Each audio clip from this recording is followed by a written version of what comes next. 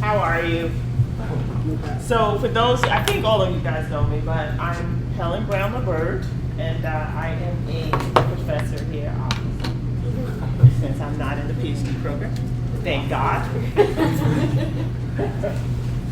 And as most of you know, that I've talked to some of you, I do audit behavioral research, so auditor judgment and decision making. That's what my dissertation was based on a topic where I looked at how auditors make judgments in a complex environment. And then Shanta Thomas, who's a brand new faculty here, also does auditor behavioral research, and she's going to team teach the class with me because I have another class at 4 o'clock.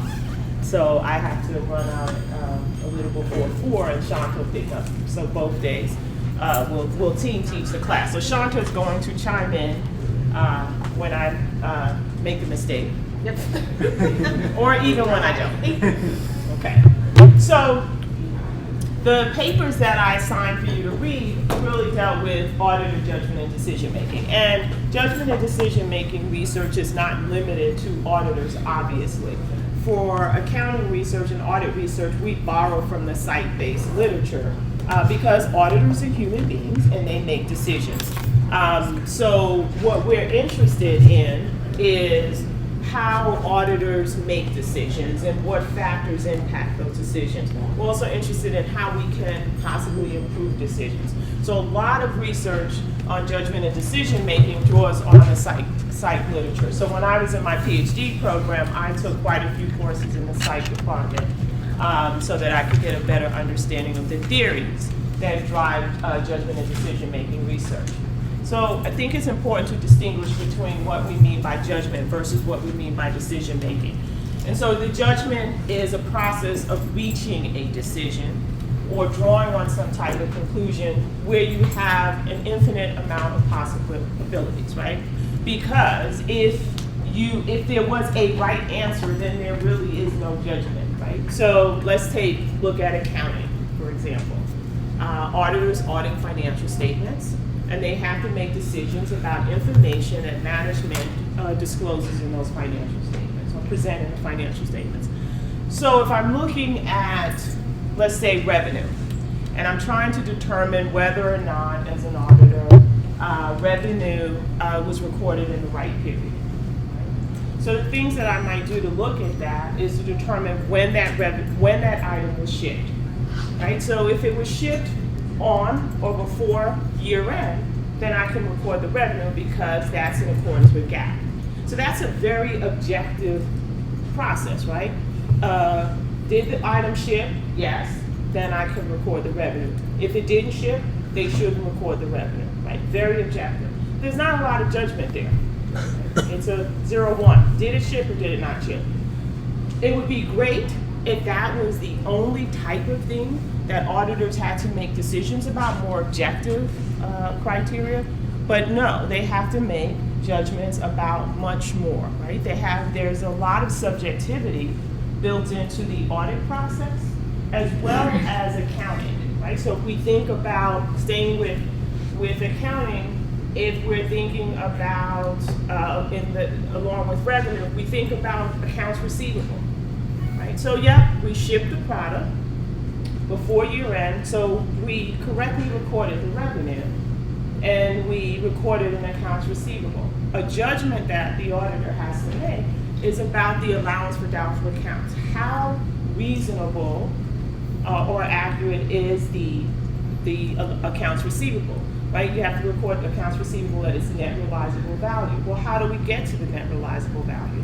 You have to look at allowance for doubtful accounts. And what's allowance for doubtful accounts? It's a guesstimate, right? It's an estimate. Management has no way of knowing exactly what receivables they won't collect on, neither does the auditor. So management has to make an estimate about those receivables that will probably go bad, right? They haven't gone bad, but they will. They're going to be some percentage of their receivables that they won't be able to collect on. So the auditor comes in and makes a judgment about management's estimates of the allowance for doubtful accounts. So there's that number between it should be 0 versus, let's say, it should be $1 million. Right? What's the right number? it's more subjective. Like there's no easy way to measure that number. So it's very subjective. So we look, that's an example of something that's a more subjective judgment related to accounting that auditors make. Related to the audit process, the auditors have to assess risk. Right? You've heard of how many of you have taken accounting courses outside of your PhD? So you're familiar with accounting. Have you taken auditing? Have you taken auditing? Yeah. Yes. A few. Okay. So you're familiar with the risk assessment process that auditors go through. Well, risk assessment is just that. It's a subjective process. Right? So you and I could look at the same facts and come up with very different estimates, right? Or very different assessments. Why is that problematic in an audit space? What do you think? Why is it problematic if 10 different auditors look at the same set of facts and come up with a different assessment? Because you don't have consistency. Right.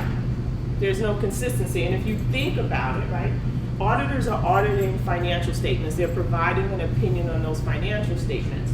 And so, as a user of those financial statements, you'd like to believe that there's some consistency around thought, that if we look at the same set of facts, that we could reasonably arrive at the same decision. So that's where auditor judgment and decision making gets into. So understanding what factors impact it. So what factors would lead auditors to be inconsistent in their judgments? Right. So some of the things that the literature has looked at would be things like knowledge, task-specific versus general domain knowledge, right? So, and I'll talk a little bit more about this as we go through the auditor attributes. But, granted, you go to school, if you're an auditor.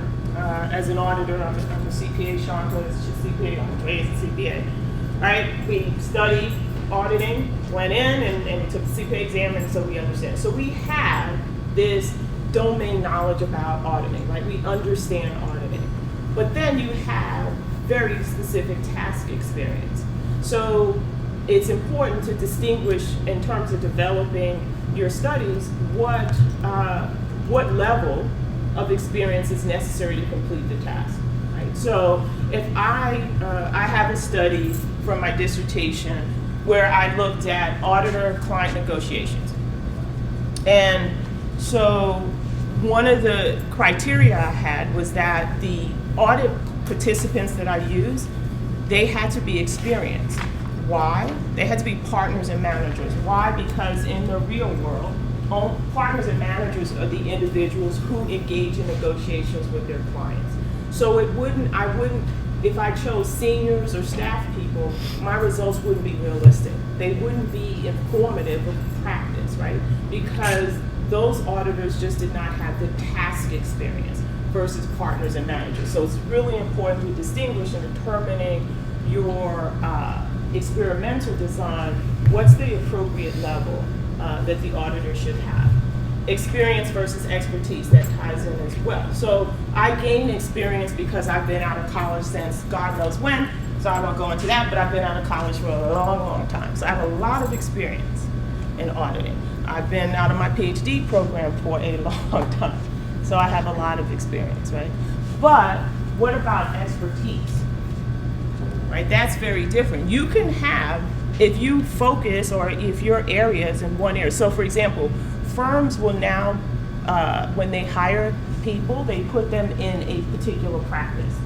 So that person performs audits in that practice. So that person has experience, but they are also developing an expertise in a particular industry. And so even if someone comes in, so let's say Shanta was in the consumer products division, and I was in the financial services division, right?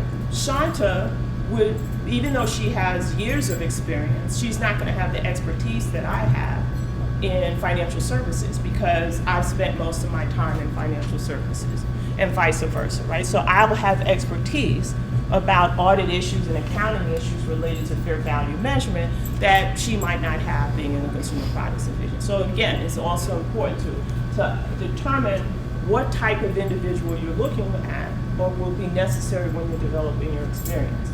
We all have, we expect that if we're looking at auditors, that they're going to have the cognitive abilities to perform the task. So those are going to be important, that they have intelligence, right? And then problem-solving skills. And we assume that auditors have problem-solving skills because that's a part of their job, right? That's what they do. But, those are the kinds of things that we look for. If they don't have expertise, then they might not possess the necessary problem-solving skills to solve an audit problem that you present before them.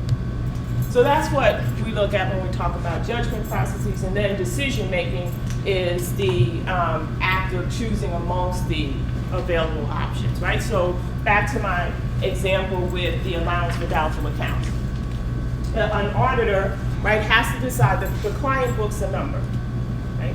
Let's say the client booked $500,000. So the auditor in auditing the allowance for doubtful accounts is a range of possibles, right, that number could be, and they have to decide on what do they believe the right number is given the facts, right, given the factors that impact the allowance for doubtful accounts, and they choose amongst those options. The client has already booked $500,000. That doesn't mean it's right, and that's what the auditor has to ascertain. So when we talk about audit judgment, we know the importance of it. Auditors give an opinion on the financial statements. The capital markets rely on that audit opinion, right? They look at it as a pass-fail. So is it right or is it wrong? So there is a lot of emphasis placed on the audit opinion that the auditor gives the client. So the audit process, the audit itself is integral to the capital markets. We're also finding ourselves in an environment where it takes on even greater significance because, one, we just came through an economic crisis. Some would argue that we're not fully out of it, but it had a significant impact on companies. We talked the recent audit failures. Everyone's heard about Enron and WorldCom. So what happens in those situations is that people start to lose faith in the capital markets, right? They lose faith and by extension in the audit process, right? They can't trust the audit opinion because users of the financial statements expect that auditors would have caught these things, right? That based on what they understand about auditing, they believe that auditors should have caught these things, right? So it then it invites more regulatory scrutiny. So that's why we have the PCAOB today, right? That's why we have SOX, because of the Enrons and the WorldCom. And it had a profound impact on the audit profession because of this increased scrutiny through the PCAOB, the audit profession lost the ability to effectively police themselves, right? So now they have regulatory scrutiny through the PCAOB. We also have more difficult, more complex accounting standards, right? GAAP is moving more and more to fair value. Right, you see with the complexity with financial instruments, there's the fair value accounting standard has been updated more in the more recent past. So we're seeing more and more judgment, right? And we talk about moving to IFRS, even on when, but as we're talking about moving to IFRS, that involves more judgment. GAAP is very rules-based. Even though there are principal elements to GAAP, it's very rule-based. But when you move to IFRS, it's going to require greater judgment. Right? So auditors are going to have to look at the economic substance of the transaction. Right? It's not always going to be very subjective. And so given that, right, what creates challenges for auditors is that this generally occurs in a setting of uncertainty and risk. Right, so I talked about these things are subjective, right? They're not objective. A standard that tells me I should ship goods only if I should record revenue only if those goods were shipped before year end is easy. It's a 0-1. Did I ship it or did I not? Right. But we're moving in an environment where we have a lot more uncertainty, and there's greater risk for auditors when there's greater uncertainty. Right, so it's important to be able to provide auditor, to understand the complexities of the audit environment and how those complexities, audit environment and the accounting environment, how those complexities impact the auditor. So that is audit, the basis of why we do, why I'm interested, Shanta's interested in auditor judgment and decision-making research. So what are some of these uncertainties in auditing and accounting? What do you think? I named some. Basically, what are some of the reasons why we'll never be out of research ideas? Right, why we always have research in auditing judgments. Think about our current environment. Andre, I think I saw your hand. I was just thinking back to what you said about fair value. So there's 3 different levels of fair value, and I was thinking, well, as an auditor, you have to decide when you're going to use a specialist. So that would be an uncertainty. Right. Anybody else? Can you think of any other uncertainties in the accounting and auditing environment? When we talk about uncertainties in auditing and accounting, it can be something as basic as something we talked about on the first day of class. You know, the difference between reasonable or absolute assurance. There has to be judgment there, right? What audit tasks, what audit procedures an auditor uses, even risk levels, materiality. You have uncertainties in every aspect of auditing, and they kind of begin with the different uncertainties in accounting, right? Because there are estimates in accounting. Like Helen said, we're doing the allowance for doubtful accounts, right? The client has to decide whether to capitalize leases or not, whether or not to book certain accruals. So there are levels of uncertainty throughout both of those. It could be, you know,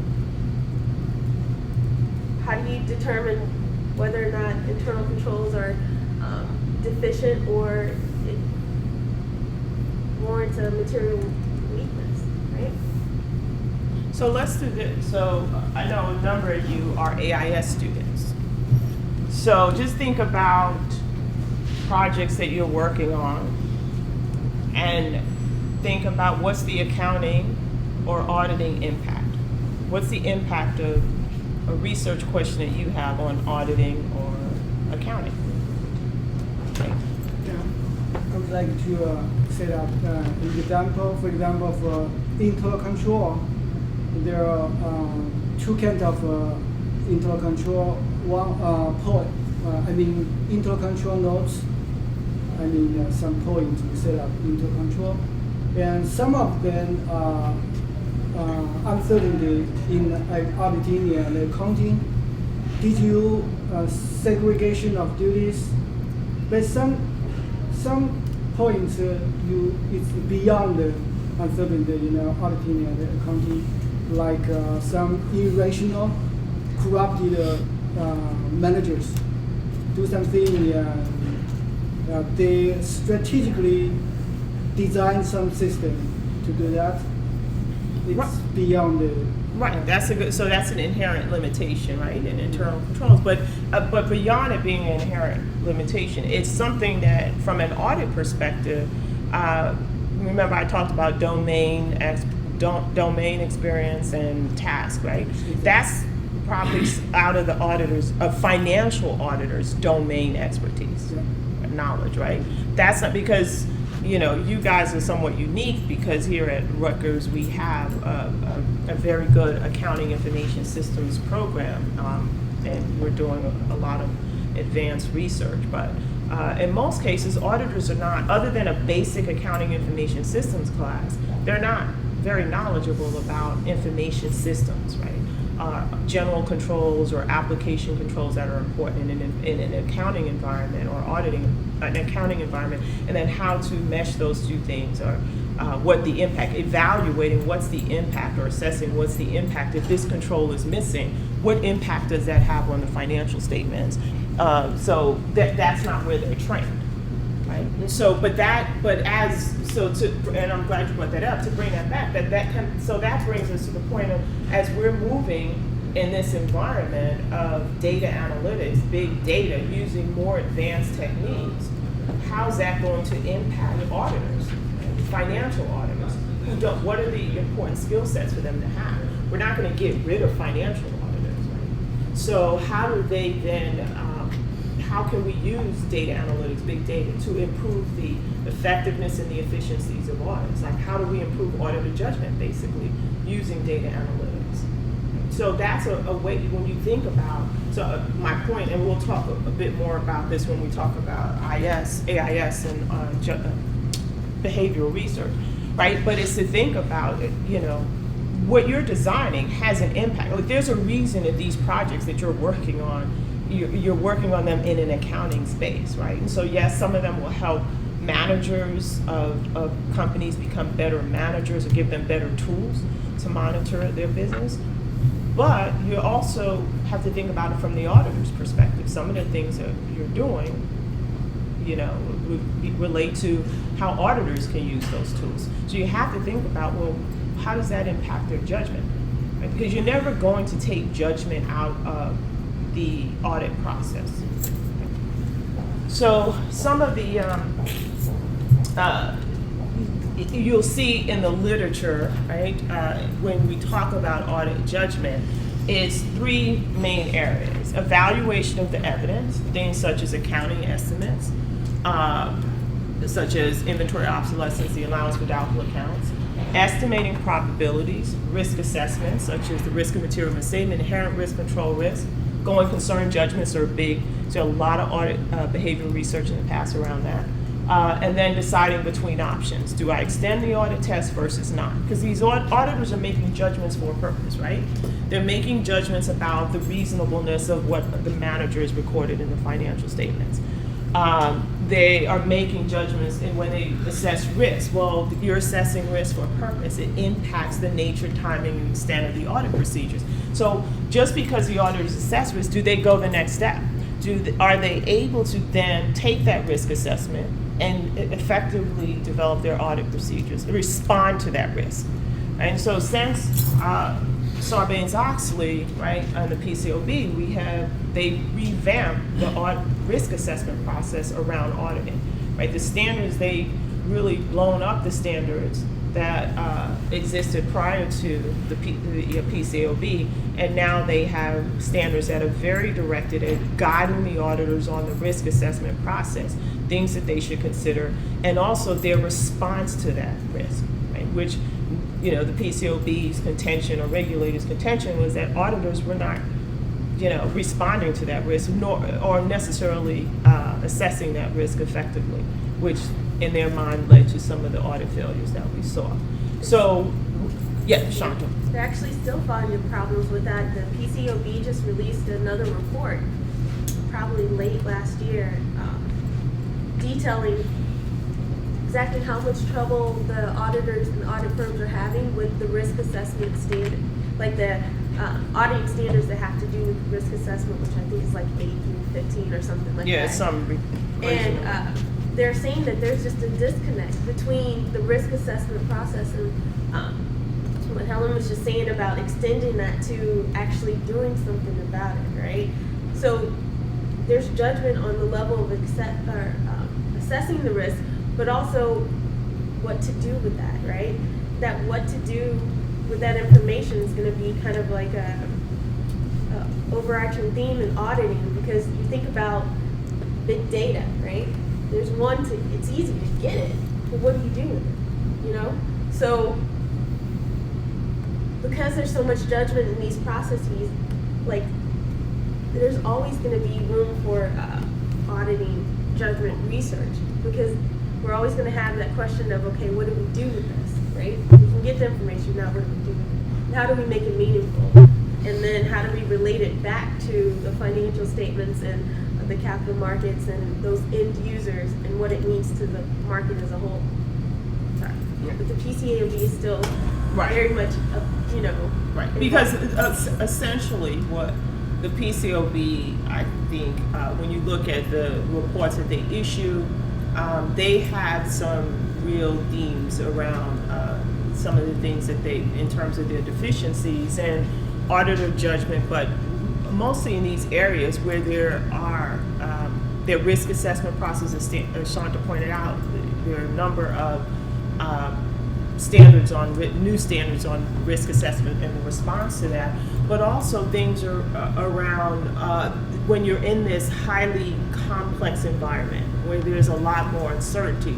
They're concerned about how auditors are assessing the risk and then how they're responding to it. So for example, some of the things that they noted is that the work papers and the deficiencies that they found is that the work papers don't support the conclusions that auditors reached, right? So in other words, the evidence that they gather just is not sufficient to support the conclusions that they reach. So there's deficiencies in that, and that's all around judgment, is that you know, auditors are going through the motion, but somehow there's a disconnect, as Shanta said, between once you made this assessment, did you consider all the relevant factors? And then once you made that assessment, how did you respond to it? And is that response sufficient? Right? And so, and this to me, and I think this is what we're doing, you know, what you see in the projects going on in the car lab is exacerbated when we talk about a big data environment. And all of the firms, and you know this because of your involvement with the car lab, you know that all of the firms are looking at technology. How do they implement and use technology in the audit environment? And there are reasons, like one thing, they want more consistencies around judgment. You don't want 10 partners in your firm to look at the same piece of information and come out with 10 different conclusions about it, right? That's not good. And the same thing, you want your people to have consistency around their judgment, that they're looking at the right facts. So one of the projects that I'm working on with Mikolos and Ted Mock is we're looking, and I presented, some of you saw this already, but we did verbal protocol analyses, right? So where we actually, because this is what we're trying to understand, what's the process that auditors are going through when they assess the risk of material misstatement during the audit planning phase, the planning phase of the audit. Right? Are there certain factors that they emphasize more? And when they look at factors, what is it that they're looking at? Like, what are the things that they're talking? So if they're talking about, fair value, which is a highly complex area when you're talking about level 2 and level 3 fair values, then what are the factors that they consider? What factors lead them to bring in a specialist? What is it about fair value that would lead them to bring in a specialist? And when they realize that they're out of their depth. Because those things have direct impact on the quality of the audit. So those are the types of, and that, using those verbal protocol analyses, what we hope to do is develop some type of decision model. Right? That would then help improve auditor decisions. So I'm saying this because I want you to realize that I know a lot of you are AIS, so you're working on projects, but some of the things that you're working on, you have to think through, well, what does this mean from an audit perspective, or how can we use this tool to improve auditor decision making? So I won't go through this in detail because I talked about that, but what we kind of looked at is that there are different levels of auditor judgment. And so when you have this more structured judgment routine, well, you can easily develop an expert tool for that, right? Or those judgments, they're not, for cutoff, if the goods were shipped after 12/31 and the auditor concluded that revenue should be recorded, well, that's not poor judgment, that's negligence, right? Because the standards are very clear. It's a 0-1. Did it ship? Yes or no? End of story, right? So those are routine, and you could have checklists for those things, and because it's if-then. If this happened, then you do this, right? That kind of thing. So that's an easier decision process, and that's not where we find problems with auditor judgment. We don't find it in those types of scenarios. Where you tend to find it is in these level 2, level 3 types of situations where it's a semi-structured task, it's repetitive, but there's a moderate level of judgment, such as internal control risk assessment, right? So, there's certain things where, internal controls are very, is there segregation of duties, right? Well, the judgment is, well, how do we define segregation of duties? Right? How do we determine that it's an effective segregation of duties? So we have the framework that tells you the things that should be separated. But what happens then if you're in a system environment? Right? So it's not enough to look at the output and say, okay, yeah, these individuals are doing different things. So they don't create a segregation of duties problem. But what have you looked at the system? Is there some way that someone can go in and change something? Or do they have access that you don't know about because it's not on paper, right? But it's in the system. Maybe they don't even know about it, right? But that creates a different level of judgment, right? A different level of risk. And then, of course, there's the level 3 unstructured tasks, which are very complex, such as going concern decisions, right? Because going concern decision that's where you're almost projecting, right? There's a future-oriented type of thought process. You're forward-thinking. You have to estimate something that could happen, right? Based on what the facts that you have at hand today. That's a more difficult decision for auditors. Fair value measurement is a more complex decision for auditors. Certainly if it's, fair value of stocks traded over the New York Stock Exchange, that's easy. You just call up the stock price for that day, what it's trading for, and that's how you determine the fair value of that stock. Whereas, what if it's a level 3 where there's no ready market? And so you are relying on models to develop what that fair value is. Now you're asking the auditor to be a valuation specialist, but they still have to, they're not, but they still have to attest to the reasonableness of the amounts that the client has recorded in the financial statement. So those are more complex types of decisions that auditors are faced with. That's a part of the reality of the audit environment. Another example of level 2, you could think of things like level 2, even the obsolescence reserve or allowance for doubtful accounts. Those are more moderate judgments, right? Because auditors, the difference between that and fair value is auditors understand what creates obsolescence. They understand what creates the allowance for doubtful accounts, right? You get that. It's built around some event not happening, right? Inventory is not moving, customers aren't paying. You get that, you understand that. So you understand the metrics that go into developing the estimate. It's still an estimate. You still have to use your judgment against, how reasonable the client's inputs are. But the inputs make sense to you because they're driven by transactions, accounting, events, economic events. Valuation of fair value of financial instruments is a lot different when there's no ready market, right? Because now you're relying on models, and if this changes and, what by this percentage, how does that impact the model? Well, first you have to even understand the model, before you can even understand the inputs and the outputs and things like that. So that is why that's such an unstructured, and it's also a much more subjective, complex task, but it's also part of the audit process.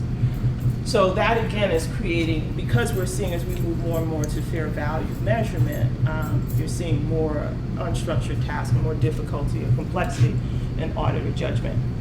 So the research in audited judgment over time and continues to be looking at, as I said, a lot of it is based in psychology, and it's geared around understanding, evaluating, and improving judgments and decisions or choices in an audit setting, right? So you're looking at attributes of the auditor, the audit task, and then the interpersonal interactions, right? Because auditors are, have interactions, right, with clients, with regulators, right? Their decisions impact a varied group.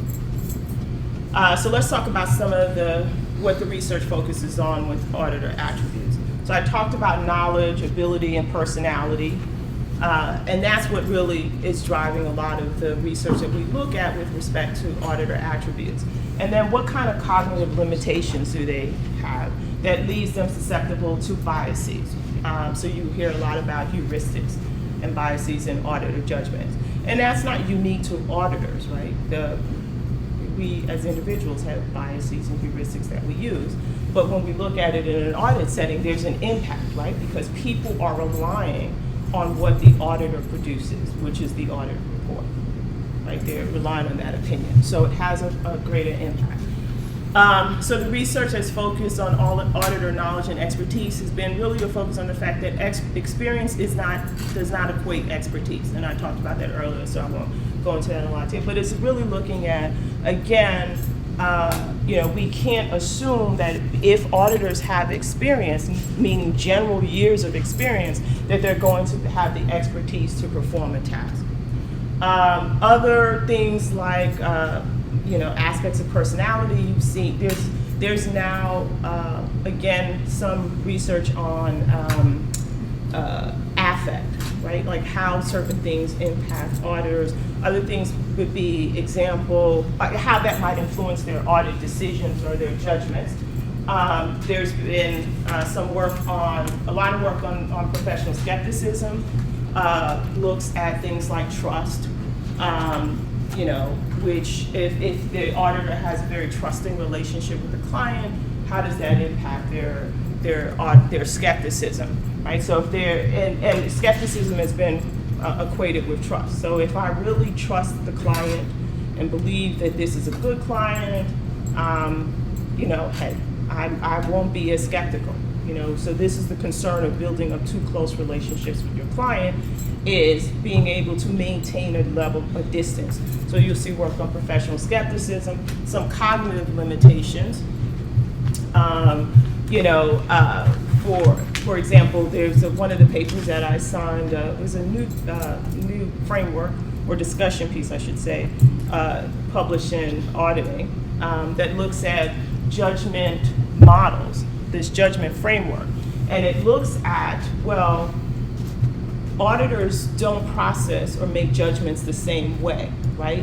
It's really dependent on the context. So it looks at, dual judgment. So there's dual judgment that auditors engage in, right? Or it's suggesting that we do research to look at that looks at whether or not auditors will, depending on the task, it will trigger a different judgment type. So one of the things that they talk about in that article is, towards the end though, is this idea of heuristic systematic processing, right? And that's an example, that's drawn more from the persuasion literature, but one of the things is it talks about if something is more complex, then auditors might resort to using heuristics. So for example, fair value accounting. I have a study where we use the heuristic systematic processing model to look at how auditors their risk assessment process is impacted by fair value. Whether or not there's a valuation specialist that the client hires versus whether or not it's an internal valuation specialist that the client uses, and then we look at it in terms of the level of internal controls. And one of the things that we argue is that auditors will, because one of the things that the PCAOB found, so we looked at drew from the current practice and looked at some of the findings that the PCAOB had with respect to the auditor's use of fair value valuation specialists. And what they're finding, what they found in looking at audits was that they concluded that auditors were over-relying on valuation specialists. That they were just kind of like, okay, it's a specialist, that's enough work, we're going to rely on the work of the specialist. Well, you can't do that, right? Because first of all, the specialist, even if management hires a specialist, you still management ultimately decides what goes in the financial statement, so you have to audit that. You can't rely that just because it came from that specialist that it must be good. Right? You still have to understand the inputs and the models that they're using. So one of the things we looked at is, and they were, again, remember, most firms, people who are auditing fair value are people, that's what they do. They're in that industry. That's the only types of audits that they do. So they have the necessary expertise. So what we said, well, maybe it's this idea of experts can be trusted. So we looked at the persuasion literature and psych and this idea of heuristic systematic processing. And so where in that situation where there was an expert, what we found is that auditors just automatically assess the risk and material misstatement as lower, significantly lower, when there was an expert than when there wasn't. When there was an expert with the same level of experience, but that expert was, the client's expert, right? So it was somebody who was internal to the client versus somebody that the client hired, right? So, maybe that could be credibility. I mean, we're still looking at it, but it just didn't seem as though it's exactly what the PCOB is saying, is that you're putting too much emphasis, reliance. And the next step we looked at is, okay, so if you're going to assess risk as much lower and you're going to rely on this expert, then you should be performing audit procedures to examine the work of the expert because you're relying on the expert. Right? So we looked at the types of audit procedures that they will perform. And most of the audit procedures that they perform were focused on ticking and tying, which is not, you can understand why the PCOB would suggest that your audit conclusions don't match, don't support, right? The evidence doesn't support the audit conclusions you reach. Because if you're going to rely on that expert, then you should be spending time, you would think, testing more judgment-based audit procedures around that expert. Because you're still responsible as the auditor to gather evidence about the information that that the evaluation specialist provided, because that's what's recorded in the financial statement. So that's an example of where we felt that the heuristic systematic processing model explained that auditors relied on experts, right? There was, experts can be trusted. So when you think, if you say that experts can be trusted, then your process is less effortful, right? You're not engaging in more detailed audit procedures, for example, because you're saying experts can be trusted, I can move on. And I can tick and tie, check the box, and I'm good. So we're still, digging into that deeper, but that's where we saw an example of reading the PCOB reports and this whole issue around fair value. Well, maybe that's what's going on, because it didn't seem to make sense that if you had auditors who have an expertise in this field, why is it that their judgments were not supported by the evidence they gathered? And so we use that as an example of a possibility to explain auditors' cognitive limitations there. Decision aids, also, a lot of research, and I signed a few papers, which we'll talk about next week, that looks at decision aids, which are designed to improve auditor judgments. And so some of you were in the class the earlier class where I talked about a study with Danielle Lombardi, which was based on her dissertation, where she developed an expert system to look at auditors' fraud risk assessments. And what they were finding is, prior audit research had demonstrated that auditors, less experienced auditors, so, staff auditors, maybe auditors in the 2 to 3 year range in terms of general experience, suffered what we call a dilution effect. And essentially, they focused on irrelevant information, even though they knew that the information was relevant. So they factored that into their fraud risk assessments. And because of that, they made higher fraud risk assessments in situations where it wasn't warranted. And so Danielle developed this expert decision aid, which would help auditors, focus on the fact that they're identifying that irrelevant information and to highlight the relevant information. And what she found was that auditors, once they used this expert system, they were able to identify they focused only on the relevant information. So as a result, they made better fraud risk assessments. But beyond that, what we wanted to understand was, well, what is it? Like, they know it's irrelevant, and they're still incorporating this irrelevant information. So what is it about this irrelevant information that's causing them to do that? And so a part of her research is, in her dissertation, she did verbal protocol analysis. So she actually had them talk aloud as they were going through this process, as they were using the expert system.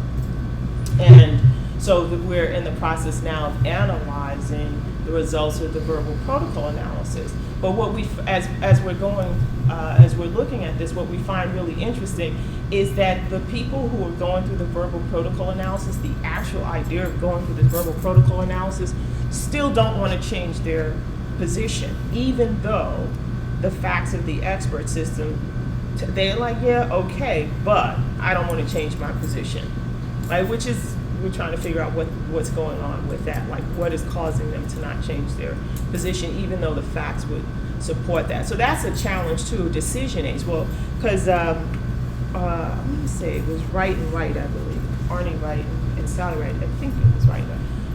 But they did a study, and or maybe it was Wright, no, sorry, I can't remember, but they did a study with auditors and decision aids and found that auditors kind of in their study, took a checklist approach, right? So they were not necessarily cognitively processing. They would just check the box kind of thing to just, okay, did it.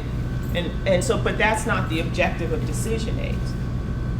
It's not the objective to take this check by the box approach, because you're supposed to assess and evaluate, and you could miss something if you're not going through a careful processing of information. So that's a drawback of decision aids. But then you also have many studies that have seen where decision aids actually do improve auditor judgment and decision making. So we'll talk more about some of those studies that have used decision aids next week. So that's auditor attributes. And then we look at the audit task. So, and that's where you're really drawing from professional practice and standards. So you're looking, so a lot of ideas, and even some of the things that you're doing in the car lab is driven by where we're going in the profession, right? Where the audit profession is going. And so a lot of this is drawing, so I draw most of my research ideas because of my association with the car lab, being involved in different projects here, but also just through professional practice, like what I know about what's going on in the audit area. So when I go to conferences, I'm more interested in going to, panel discussions, or going to things that the firms put on, like I, go to the KPMG University every summer to hear what are the latest types of things that they're doing, what are the challenges. I skim the PCOB reports and things of that nature. So, so most of the work that we've been seeing in the audit tasks are things like risk assessment planning, including the audit risk model, and relating those audit planning decisions. So again, an example of the study that I did, I looked at the risk of material misstatement, like how the use of evaluation specialists impacted the auditor's planning judgments around risk assessment, and then how did they respond to that risk assessment. Other things have been analytical procedures and evidence evaluation, and so a lot of the research around analytical procedures has shown that auditors are really not good at pattern identification. So this is another thing to think about, when you're talking about some of the projects that you're working on with respect to big data, because what do we know about big data? Right, big data means there's a lot of information available. When you talk about using data analytics, well, guess what? If we apply data, so imagine you're going from the point of statistical sampling, which is what auditors do now, right? They use statistical sampling techniques to identify a sample of the population that they're going to test, right? And based on that sample, the results of that sample, they conclude on the reasonableness of that account. Well, now if you're talking about the use of data analytics, what data analytics says is I can look at 100% of the transactions. I can look at everything, and then I'll identify the exceptions. So imagine a company like, I don't know, Apple, GM, Federal Express. They have millions of transactions. So those millions of transactions could lead to hundreds, thousands exceptions, right? And not all exceptions are, Hussein does exceptional exception. That was his dissertation. Not all of those exceptions are really exceptions. But in any event, how do the auditors audit 100,000 transactions that are exceptions? Right?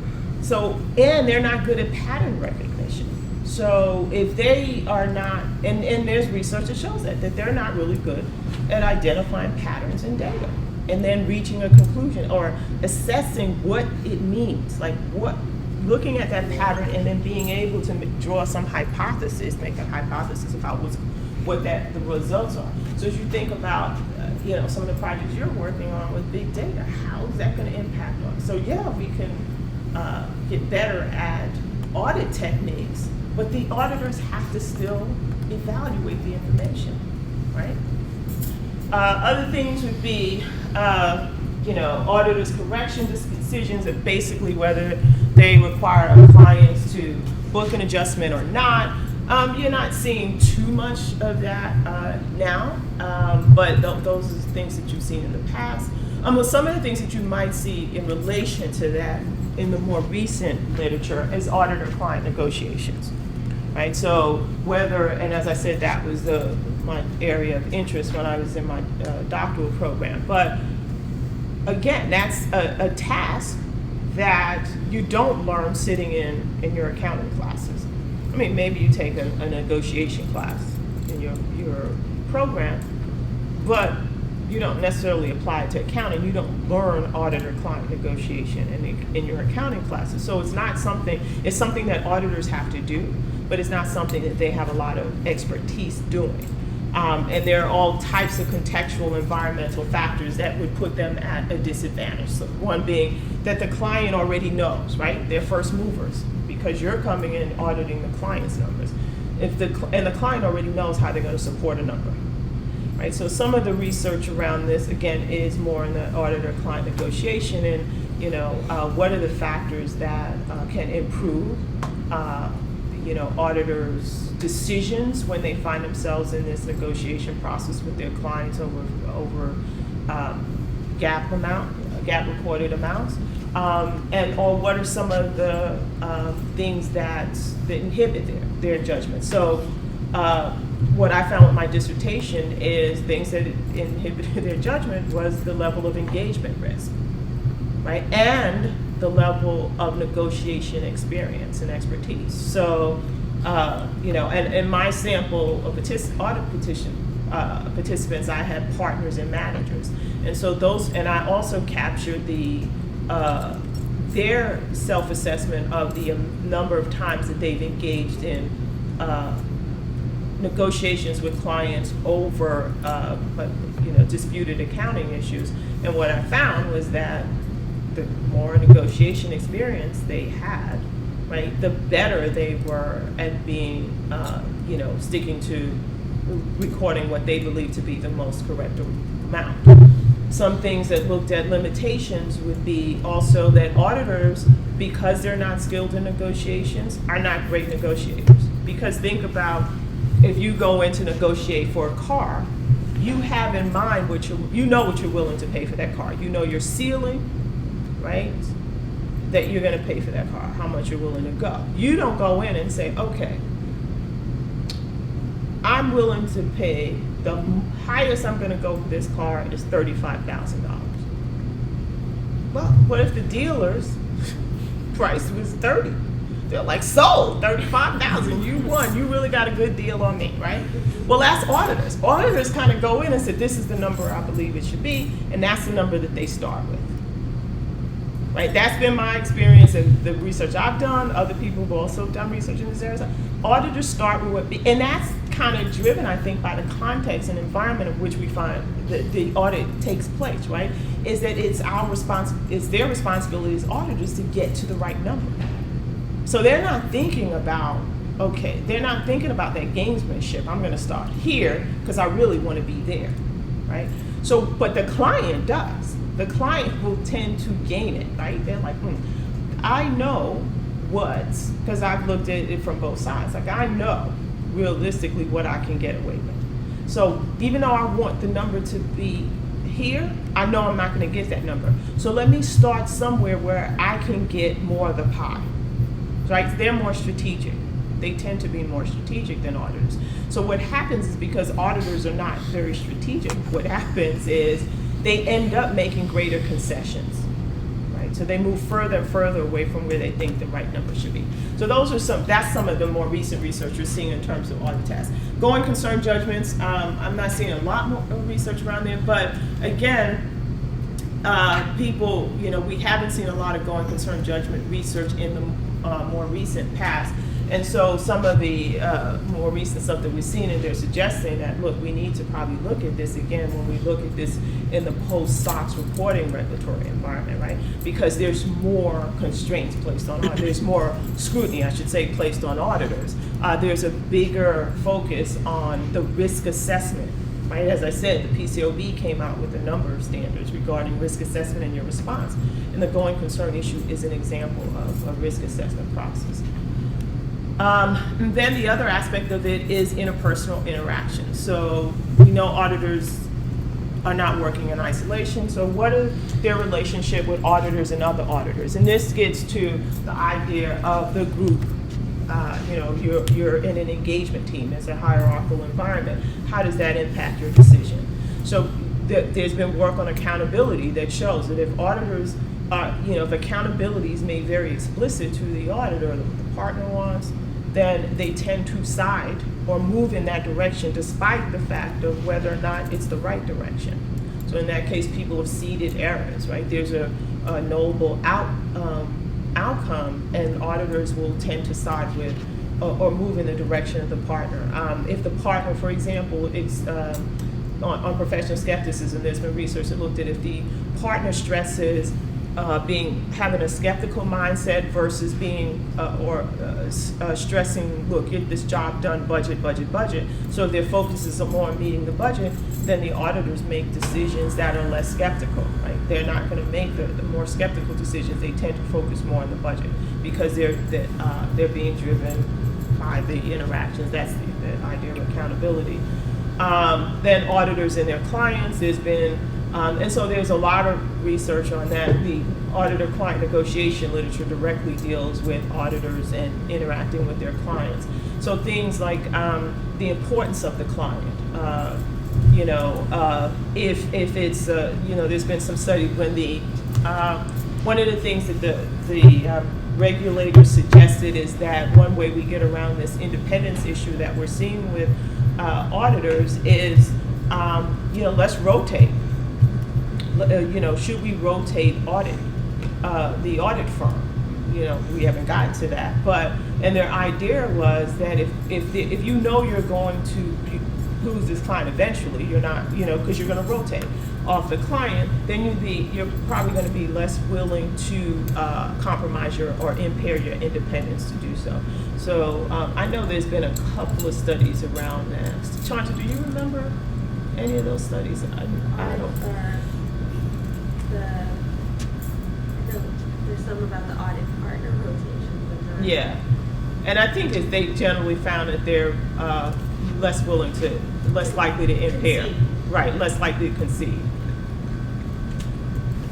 because partner rotation is mandatory. So, and that so again, some of that research is really looking at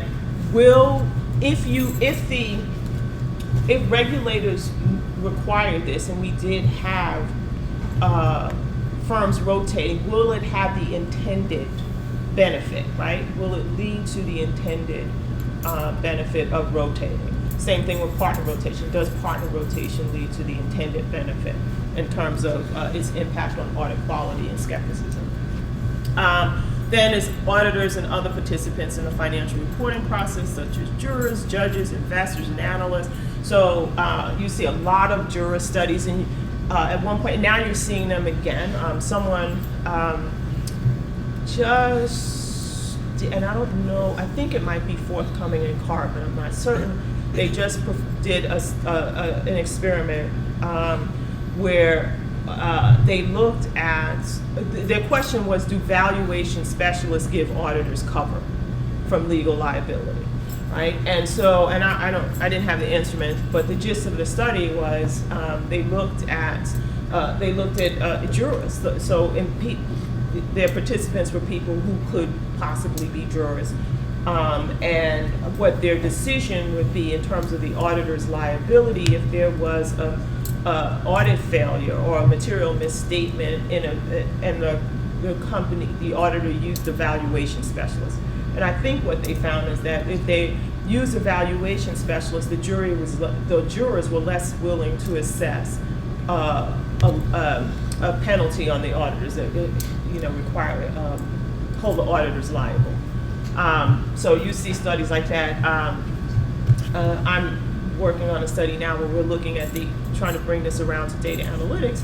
Is we're looking at a situation where we manipulated the auditors' testing, whether they use traditional audit sampling or whether they use data analytics to audit an account, and how jurors might perceive that if there's a result, if there's a material misstatement that's discovered subsequently. And so we're in the pilot testing phase of that. And just in the pilot, we don't have enough power, but just in a pilot testing phase, what we're seeing is that actually the use of data analytics, jurors must be perceiving greater audit quality. So even though there's a material misstatement, they're not likely to hold the auditor responsible. But we don't have enough power to conclusively, because we're just pilot testing. But that's a real concern, right? And firms are, because one of my co-authors on that study, attended something with one of the firms, and that's one of the things they talked about is how is data analytics going to impact the perception. So, there's this idea of the expectation gap, that people who use financial statements, like investors and jurors, less sophisticated investors, obviously, they expect more from the audit report than the audit report is really giving. Right? So, for example, they expect that if it's a fraud, auditors should have discovered it. Right, that if you didn't discover it, you were negligent, and that's not the case. Right? And, especially when we're talking about using statistical sampling, your sample might not. You did a perfectly fine statistical sampling and followed up on exceptions, and the error of fraud just wasn't in the sample you selected. Right, so but that's not how people see it. So obviously, firms are interested in how the use of data analytics might change the users of their perception of the auditor's responsibility. So that's, again, an example where we're using current issues in auditing and accounting to try to determine the impact on the auditor, on users. So what are the characteristics of effective judgment and decision making? So this is really important because these are some of the things that we would look at in terms of our outcome variables and somehow try to measure. So to come up with appropriate audit proxies in the audit environment to evaluate the outcome of the judgment and decision making. Is it logical, unbiased, consistent, and reliable? Would you make the same judgment given the same facts over? Is there an appropriate balance of experience with your knowledge, your intuition?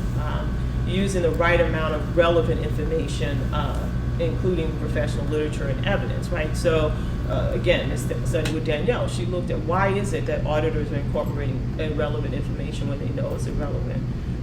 These are not unique to auditors. It's a part of our, how people make decisions. We often don't follow a good process because we have these biases and heuristics that we engage in. So we engage in these judgment shortcuts. Basically, it's a rule of thumb. It's more heuristic, intuitive, in order to simplify a complex environment. And so, if you think about the audit environment and the accounting environment is becoming more complex, and it is. They're very key aspects of the audit environment, and it's very complex. So do you really want to follow this rule of thumb? Now, I think most people would argue that following a rule of thumb is probably not the most effective way to make a judgment. And it doesn't matter. It cuts across all experience levels. So what you find is a lot of firms will have judgment frameworks, and I actually use the KPMG judgment framework when I'm teaching my auditing class. And what the framework is, these frameworks are focused on helping auditors to really be aware of these traps and biases that they can fall into, to help them go through this logical process. And that was one of the objectives of the expert system that Danielle designed for her dissertation, was to have auditors, she focused it on fraud risk assessment and what the criteria auditors should follow based on the standards, the auditing standards, and help them to kind of go through that process to improve their judgment. I won't go into all of these. You can, I think I signed a paper where you can read them, but some of the things that we've seen in the audit literature that's been looked at is the availability, where auditors kind of seize on the most available information. And you can see this being a problem because a big part of the audit planning process is to assess, meet with a client, talk to them about changes. So analytical procedures, you have to perform preliminary analytical procedures during your planning stage, and so you go to the client and find out information about, why things have changed, and so you might kind of tend to focus, and that's an example of a confirmation bias, where you would just confirm what your audit procedures is about, confirming what the client told you. Right? And that's not an objective way to audit. You should look at disconfirming evidence as well. So you should be thinking about, okay, that's a plausible. What's another plausible explanation? Is the opposite plausible? What are the other plausible scenarios so you can evaluate whether or not what the client is telling you is correct? Auditors, like most of us, suffer from overconfidence, right? And we'll see this a lot, when it's a task that they think that they are really good at. So there was a study where I think it was Agoglia in Brazil looked at auditors' overconfidence in an IT environment. And so they looked at, they manipulated whether the IT person was an experienced IT person, or I can't remember all of the details of it, but they manipulated the IT environment. And what they found was, and then they measured auditors' IT experience. And so what they found was that when the IT specialist assessment didn't jive with the auditor, what the auditor believed the assessment should be, then auditors tended to default to their own assessment, even though they didn't have the experience in IT. So they were overconfident. It was a control environment. I just can't remember the details of it. So auditors, there's been a few studies that have shown auditors to be overconfident in their judgment.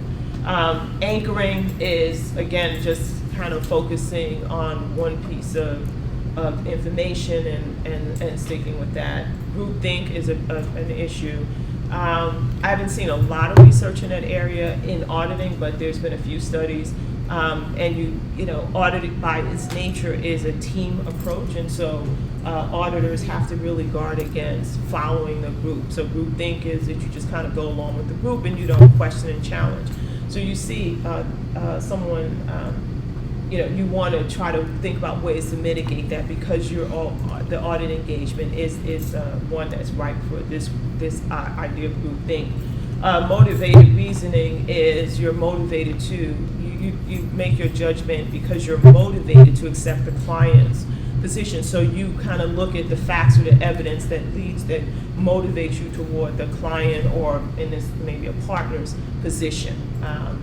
And then the rush to solve is where it's a judgment trap, right? You just are in a hurry to solve the information, and a lot of times when it's more complex, you're not comfortable with that complexity. So auditors and individuals might just rush to solve it because you just want to get through it. So these are all some prominent biases that we've seen in the literature. I think most of the audit research has been on things like anchoring, overconfidence, and the confirmation trap, and some a little less on. There are a few studies on motivated reasoning. So I talked a bit about. So I wanted, because it's Rutgers and we're an AIS environment. We have the car lab. I want to talk about information technology and the role of information technology, because I think honestly, not that we don't have a lot to learn from auditor judgments in the traditional sense, but I think that the information technology, as we move to more, as firms are really ramping up with trying to bring enhanced technology to the audit of financial statements, I think that is an area that's ripe for research in the judgment and decision-making frame, because how are auditors actually, how is this going to impact their audit, judgment, and decision-making? And are they really going to embrace what the advances in technology and how that can improve their judgment. As an example, I said, in Danielle's experiment, for some reason, those people who went through the verbal protocol analysis just did not want to let go of their opinion, even though all of the evidence from the expert system suggested otherwise. So I think it's going to be an important area. So you guys are all familiar with big data, so I don't have to go through that. But let's kind of think about how do you think the increased IT complexity would impact individual decision makers in an audit? What are some of the challenges you see? So now we're thinking about there's more information available, right? So that means, one, there's more that needs to be collected. There's more that needs to be analyzed, and then you have to think about what that means. So we're thinking about the increased complexity on decision makers. There are different decision makers in this little equation that we're talking about, right? So what do you guys think? How does the IT complexity change any of those levels? Well, I was just thinking of information overload, because there's, technology has advanced in a substantial amount in the last, 20, 30 years. And you have a lot of companies with ERPs that are producing a lot of data, for lack of a better word. And like you said, you could potentially analyze 100% of the population, but then you have thousands of exceptions. So you need to find a way to prioritize those exceptions. Right. So it changes what the auditors focus on, because with say for example, with the traditional audit approach, right, we're looking at statistical sampling. So you can use IDEA ACL and they'll produce a sample for you, and you just go as an auditor and the transactions that have been selected in the sample, you go and you audit those transactions. But as Andrea pointed out, you're in a data analytic environment, right? Big data environment, you're moving to auditing by exception, right? So you're looking at 100% of the population, and so what the data analytic tool will do is highlight those items that are exceptions, but that number can be really large, and so that's, I'm not familiar with all of the projects that you guys are working on, but there are, that was the objective of the framework that Hussein developed with his dissertation, and I think there's something going on with radar as well, with exceptional exceptions, right? Is how do we then narrow that number down? How do we get the auditor to focus on what are the real exceptions? In other words, what are the riskier exceptions?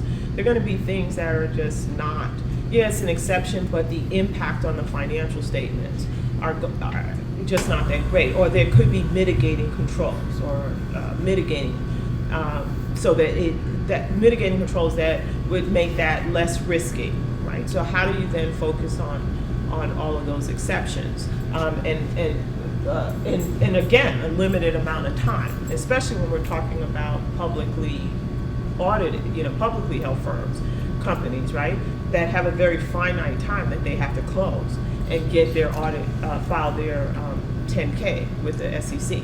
So again, you're collecting all of that information could have its drawbacks, and how auditors interpret that. Another thing is just how confident auditors are they going to use it, right? So you have to wonder, are they going to go back to then going to a sampling approach, right? So the only thing is that you're sampling only exceptions, but do you still have the comfort of knowing that you've got the right exceptions in that sample? So it changes the audit approach quite a bit.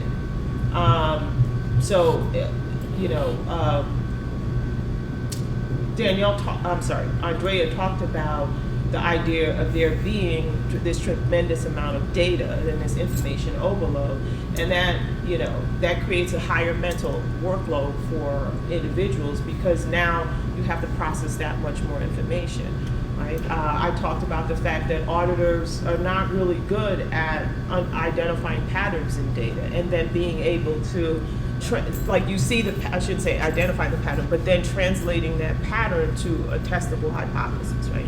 So what does it mean? Like they're not really, prior research on, analytical procedures identify that auditors are not always good at identifying those types of patterns and then following through on them. And we just know that this, again, in a big data environment is going to be much greater, right? We're going to see this. So we still need to know how auditors will use these tools. We still need to understand how those tools might improve, if at all, improve auditor judgment. What are the limitations in terms of improving auditor judgment when we use these types of data analytic tools? So as you go through your projects, and so I'll talk in a minute about the little assignment that I have for you next week, but to think about what's the impact on auditor judgment, what's the objective? Is it to help improve auditor judgment? Is it to identify where auditors are least likely to benefit from the use of technology? I talked about irrelevant information when I talked about that auditors incorporate that, and we see that more with less experienced auditors. And as I said, Danielle took a step in that direction, trying to identify an expert system that would help them. But she did this in a fraud risk assessment task. And as I said, we're still looking at why some auditors were, even with that expert tool, not willing to make the judgment, change their judgment. But there are other tasks that auditors engage in that are equally subjective and complex. And can those tasks, like for example, can level 2 types of decisions, are those the types of decisions that are right for an expert system? Would an expert system help improve auditors' decisions in those areas? I already talked about pattern recognition, and the auditor's inability to, especially when you're talking about large data sets and their difficulty of recognizing pattern and then applying the appropriate response to that, weighing the evidence properly. The other thing is ambiguity.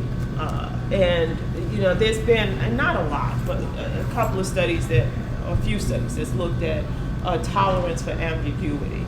And so if you need things to be clear, black and white, clean, as an auditor, you're probably in the wrong profession, because there's no such thing as clean cut in auditing. But depending on your tolerance for ambiguity, is going to impact your judgment and how you gather evidence related to that. Because if you're intolerant, you're trying to reduce that ambiguity, right? So you're trying to reduce that uncertainty, and so you tend to focus on simple solutions. Well, that might not necessarily be the best solution, the most optimal solution. And if you just focus on the simple solution, you're not evaluating, right, the other possible solutions to that problem. And so, one of the things that Danielle, Hussein, and I talk about in our big data paper, the behavioral implications, is, that just the mere fact of this unstructured nature of big data may cause auditors to be even, to downplay ambiguous information and not necessarily focus on the right judgments, the optimal, and come up with the optimal solution. They might not focus on gathering the right amount of evidence, so it could have a negative impact.